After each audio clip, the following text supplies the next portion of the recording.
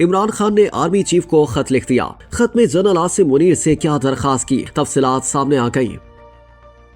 बानी पाकिस्तान तहरीक इंसाफ और साबिक वज़ीर आज़म इमरान खान ने army chief general Asim Munir को खत लिख दिया। हरियाणा जेल के बाहर मीडिया से गुफ्तगू करते हुए बानी पीटीआई के वकील फैसल चौधरी ने कहा कि इमरान खान ने आर्मी चीफ को 6 निकात पर मुश्तमिल खत भेजा है। बानी पीटीआई ने बतौर साबिक वज़ीर आज़म और पार्टी सरबराह खत लिखा है। उन्होंने कहा कि बानी पीटीआई इमरान खान ने खत में आर्मी चीफ से पॉलिसियां तब्दील करने की दरखास्त की। बानी पीटीआई ने खत में जुडिशल कमीशन बनाने की भी बात की। फैसल चौधरी ने कहा कि बानी पीटीआई ने खत में दहशतगर्दी के खिलाफ जंग में फौज से इजहार यकजहती किया। खत में कहा कि फौज रोजाना कुर्बानियां दे रही है, जरूरत है पूरी कौम फौज के साथ खड़ी रहे। उन्होंने कहा कि बानी पीटीआई के खत में पहला नुक्ता फ्रॉड इलेक्शन और मनी लॉन्ड्रिंग को जितवाने से मुतालिक है। दूसरा नुक्ता 26वीं आईनी तरमीम, कानून की हुक्मरानी और अदलिया मुतासिर होने पर है। खत में इमरान खान ने अलकादर ट्रस्ट केस फैसले का भी हवाला दिया।